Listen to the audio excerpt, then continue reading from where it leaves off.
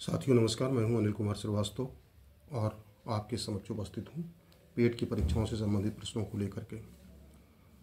भारतीय संविधान की अनुसूची 2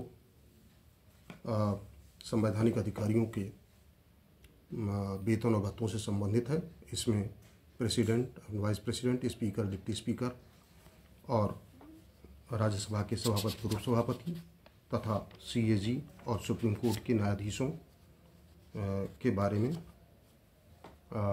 वेतन भत्तों का वर्णन किया गया है। तीसरी अनुसूची में मंत्रियों के लिए पद की शपथ का वर्णन किया गया। संसद सदस्यों द्वारा ली जाने वाली शपथ का भी वर्णन इसमें किया गया है और मंत्रियों की शपथ के बारे में भी वर्णन किया गया। अनुसूची 5 में 10 राज्य आते हैं जहां पर एक विशेष मंत्री भी नियुक्त किया जाएगा। इन राज्यों में जहाँ जहाँ पर राज्य टूट करके बने हैं, जैसे मध्य प्रदेश, अनुसूचित जनजातियों के लिए एक मंत्री इन राज्यों में होगा जो कि संविधान की अनुसूची 5 के अंतर्गत आते हैं। 10 राज्य हैं, 5 दूनी 10, 5 गुणे 2 बराबर 10। 10 राज्य में एक तरफ से अगर लें तो अगर पश्चिमी तरफ से लें तो महाराष्ट्र, गुजरात, राजस्थान और हिमाचल प्रदेश, ये 4 राज्य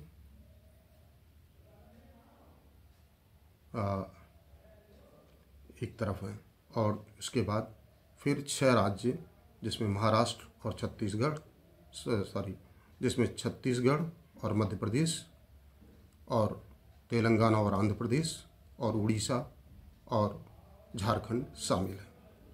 यहाँ पर जो भी सदस्य चुने जाएंगे उसमें राष्ट्रपति 20 सदस्यों की एक समिति जनजाति के सदस्यों की का स्थापित करेगा राष्ट्रपति, जिसमें 3/4 सदस्य जनजाति के होंगे।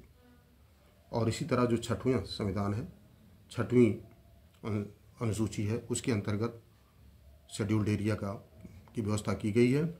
उसमें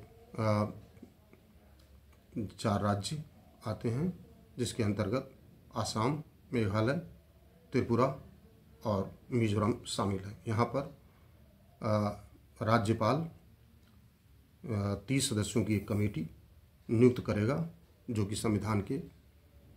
कि विधानसभा के सदस्य होंगे और इन सदस्यों द्वारा ही जो है वहाँ की व्यवस्था चलाई जाएगी। इनका राज्यपाल 305 में राष्ट्रपति 20 सदस्यीय समिति नियुक्त करेगा और 6 में संविधान की अनुसूची 6 में 10 राज्यों में 4 राज्यों में जिसमें आसाम, मेघालय, त्रिपुरा और मिजोरम शामिल हैं, इसके लिए 30 सदस्यीय समिति का गठन करेगा जिसमें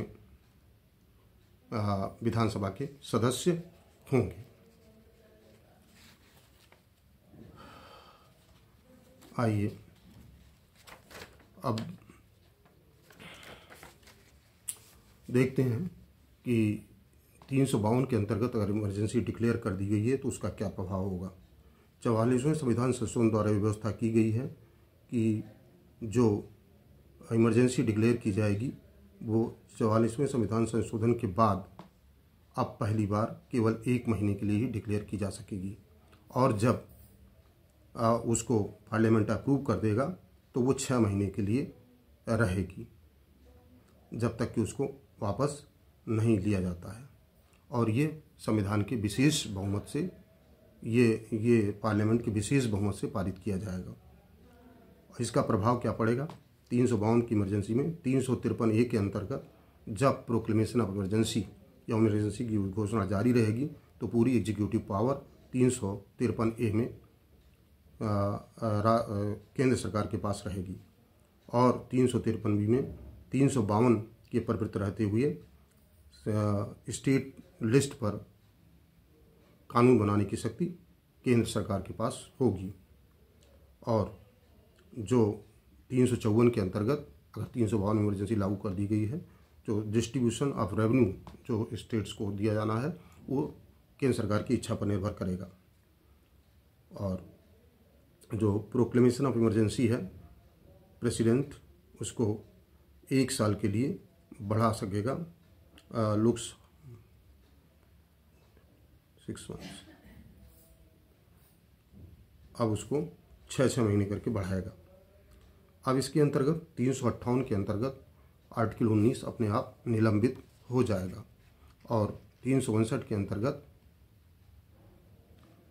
20 और 21 ये दोनों आर्टिकल निलंबित नहीं की। जीवन की रक्षा का अधिकार और 20 में जैसा को लिखित है एक ही कानून पर एक ही अपराध पर 2 बार मुकदमा चलाने का अधिकार और एक्स पोस्ट फैक्टो लॉ यानी बाद के नियम द्वारा किसी के ऊपर अपराध चलाना या व्यक्ति को अपने आप ही उसके विरुद्ध उसको गवाह बनाना, ये जो है वो नहीं हटाया जाएगा।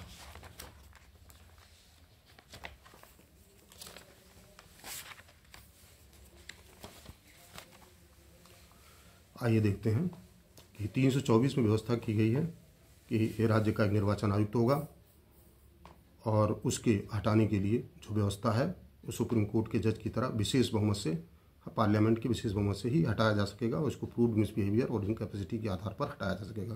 कैग को भी इसी तरह से, कंप्ट्रोलर जनरल ऑफ इंडिया को भी उसी आधार पर हटाया जा सकेगा।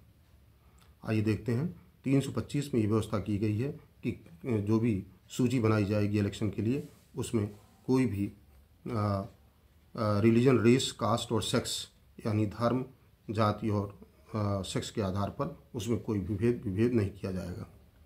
और 326 में व्यवस्था की गई है कि जो है सभी जो भी 18 साल से ऊपर के लोग हैं उनको मत देने का अधिकार होगा।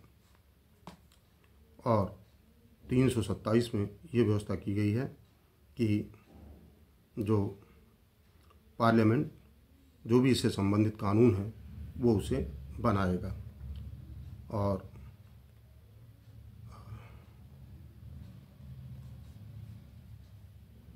329 में व्यवस्था की गई है कि जो इलेक्शन से संबंधित कानून है उस पर किसी प्रकार का हस्तक्षेप कोर्ट नहीं करेगा।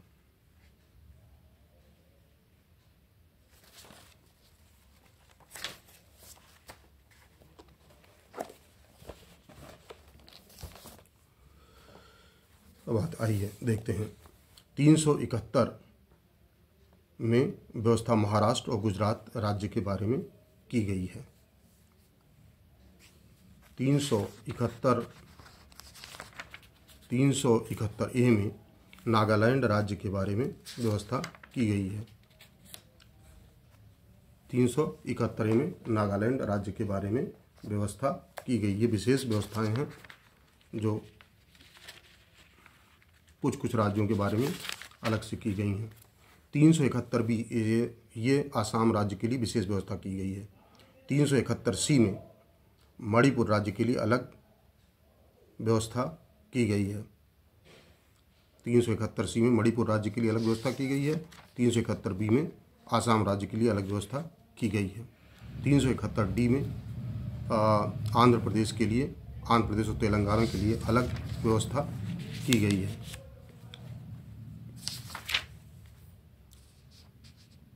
371 हिंगा में आंध्र प्रदेश में विश्वविद्यालय, केंद्रीय विश्वविद्यालय की स्थापना की गई है।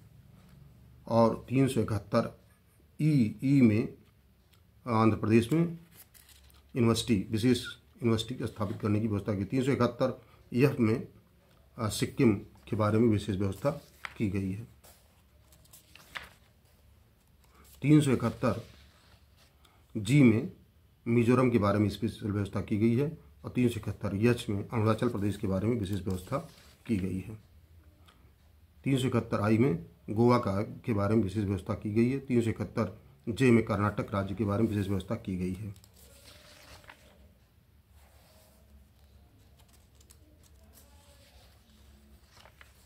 Thank you very much.